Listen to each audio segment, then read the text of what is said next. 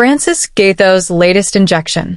He exposes why Raila Odinga lost miserably. Because these are extraordinary times. We are living in historic times. What has happened today, we all knew it would happen, but the way it has happened, the way in the morning they had tried to sell us fear, they had tried to sell us surrender, they had tried to tell us that Uhuru has gone there and he was locked in meetings with heads of state. Now, let me tell you, there are some people who are very thankless. There are some people hata ukijaribu kuwasaidia hawezi saidika. Uhuru has gone there to help Raila. He's the one obviously who needs the help. It's Raila who needs the help. Now, if you looked at Robert Alai's tweet, he's the one saying, oh, Uhuru is the one who came to undermine us. No, stop trying to isolate Uhuru from your own shenanigans. Stop trying to protect him. Stop trying to project him as if he's different from you guys. No, you guys are together. Muko pamoja huko. So, Robert Alai, stop trying to say that Uhuru is the one who came to Addis Ababa to undermine your bid. No, nyinyi wote mko kwa kikapu moja. You are all rotten eggs. If we are getting rid of you, all of you are to go. Uhuru did not come there. We did not send him there. No, he was not there. He has never been for us. Stop trying to protect him. We know, Robert Alai, you've been on Uhuru's payroll for the longest. And now you're trying to make it look like he's the one who came there to undermine. No, this is the spirit. This is the spirit of the Gen Zs who are Ruto's murderers, criminal, police units. This is all the mothers who are crying, who are shedding tears, those who have buried their children, those who don't even know where their children are. It is the work of God. Stop trying to deflect, because Baba, he's 80, but he behaves like a juvenile delinquent. Because every time Baba cannot take responsibility, Raila Odinga cannot say, I failed, I made the wrong call, I joined the wrong coalition. No, it is always now, oh, it is Kikuyus. Oh, were Kikuyus in Ethiopia voting? Were they voting? No. As of yesterday, you guys were confident. As of the last 2-3 weeks, in fact, at some point, you were even touting the lie that Mohammed from Al Yusuf from Djibouti was stepping down in your favor. So why are you turning it into a tribal affair? What? So Raila, what I want you to take home in your last years, in your sunset years, is that learn to take responsibility for your own failings, for your own shortcomings, for your own misgivings, Bwana Raila Odinga. You should not blame. You should not create imaginary blames for people who are unrelated. Us, myself, I told you myself, I want you to fail because me, I am a generational hater. Raila Odinga, I sat with you. I looked at you. We had a long chat. We had a long chat for close to 1 hour. I shot you, I put you on my YouTube. What you told me then, well, because we were discussing about Ruto, about the Kenya Kwisha government, what you told me then and how you flipped the switch a few months later were two different, because I interviewed you, man. That interview is still on my YouTube channel, if anyone is free. If you go to my YouTube channel at Francis Gaitho, you're going to see I interviewed him. He was very progressive. And I went there at my own cost. Raila Odinga did not give me a penny. I drove there with my own fuel. I used my own equipment. I spent an entire day, which would have been more productive watching clothes dry. But I went there to shoot you because you were kind of making sense. You were kind of, out of the political choices that were, presented to the plenary, you were making sense. And I came there and I gave you views. Views, mad views. And I listened to you talking, and then afterwards, you started shifting goalposts. You started being on the fence. And I was like, no, forget now, Raila. If my own friends who are shifting goalposts like that, I can never tolerate that behavior. So if I cannot tolerate shifting goalposts amongst my friends, wewe ni nani? Whomst are you? Wewe ni nani? Because you're called Raila. Because I don't know, you faked your own jail sentence because you are an infiltrator. You are in your botched 1982 coup, which you undermined yourself. The same way you undermined the Gen Z revolution is the same way you undermined the 1982 coup.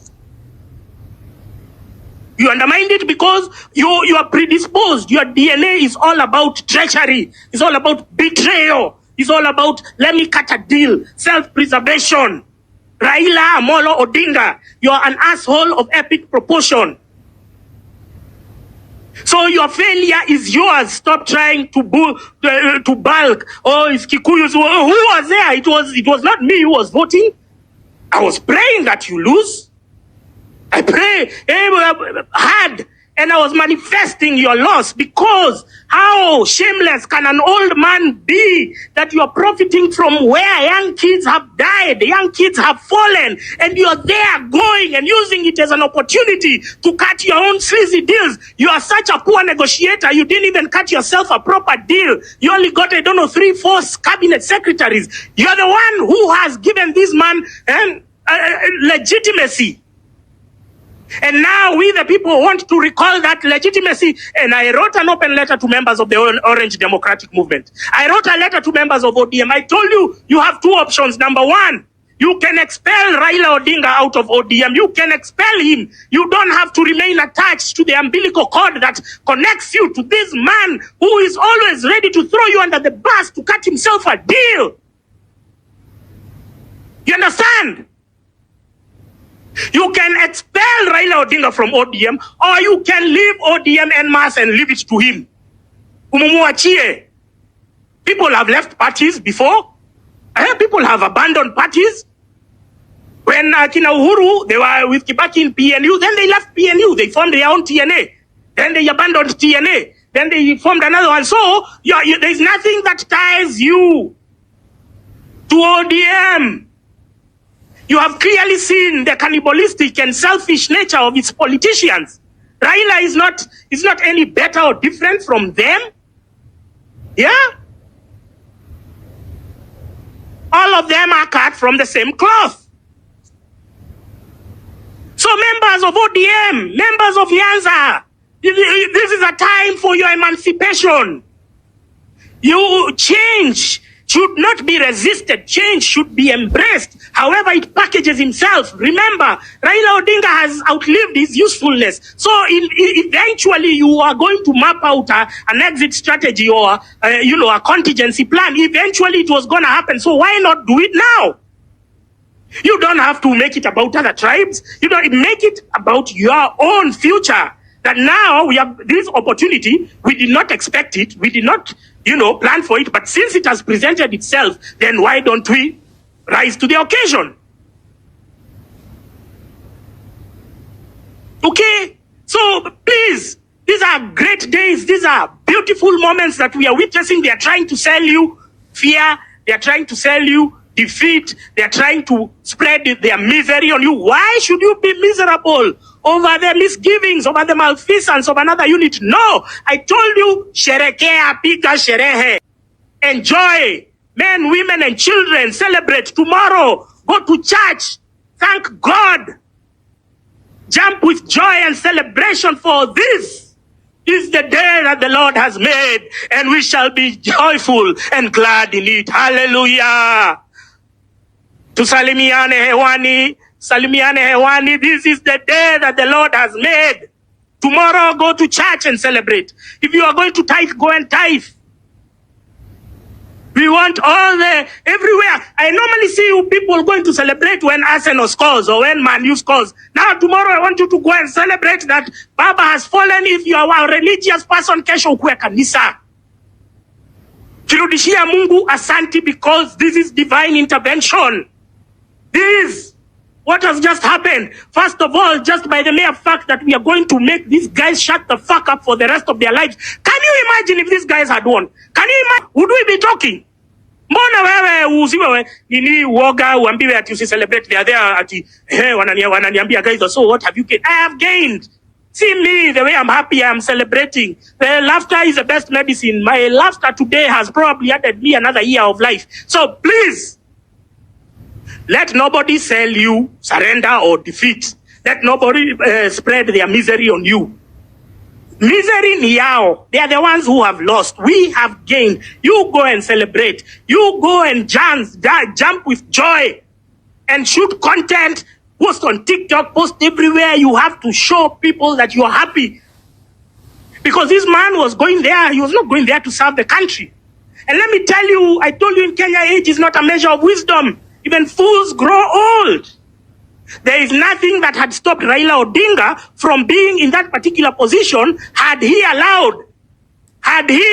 not meddled with the revolution of the Gen Zs in June last year. He could have still been our flag bearer because the government, the entity is not Ruto. Anyone who Ruto convinced him that because of Ruto now he will still maintain his candidature. No, he was not Ruto's candidate. It is taxpayers' money which has been spent, and that thing would have stopped if we had continued with the Gen Z protests. If we would have finished, if we had kicked out William Ruto, he would have still gone on to that seat if he was aspiring for it, and we would have rallied around him. And let me tell you, Kenyans, we are divine. Kenyans, we have the spirit of God. Kenyans, we have the spirit of our ancestors, because we woke up and anointed Muhammad Ali Yusuf. I did not know there was even another candidate from Madagascar. We could have anointed him, but the one we anointed is the one who has won. We are ordained. The spirit lives in you. We could have extended the same courtesy, the same grace to Raila Odinga, but what did he do? He showed us a collective little finger. He told us, you guys, I don't care about you. I'm all in it for myself. I want to go and cut a deal for me, for my Tombocrat CSs, for Joho, for Oparanya, for Mbadi.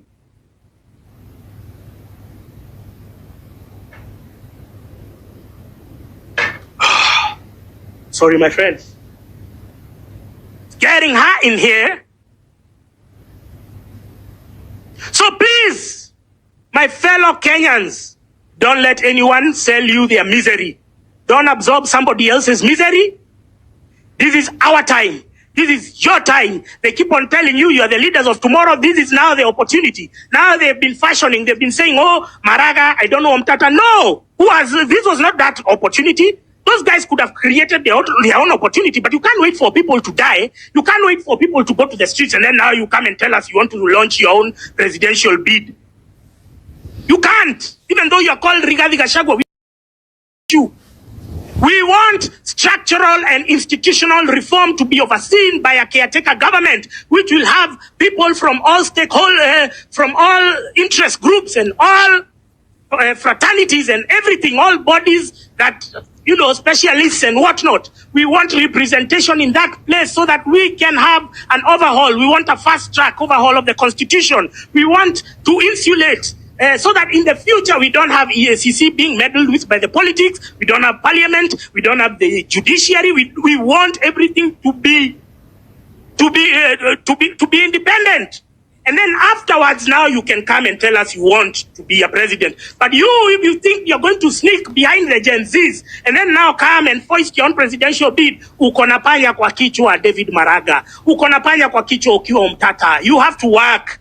In this world, there is nothing for free. Ati utoke tu hivyo, hakuna kitu umefanya uone ma Gen Zs, and then nianze kusema ati wewe ati because you are I don't know what. Hizo ni vitu ambianga watu huko wakikula jaba. Kienda hiyo base ya jaba now, tell them that bullshit they can hear. But as we don't want to base our future on individuals,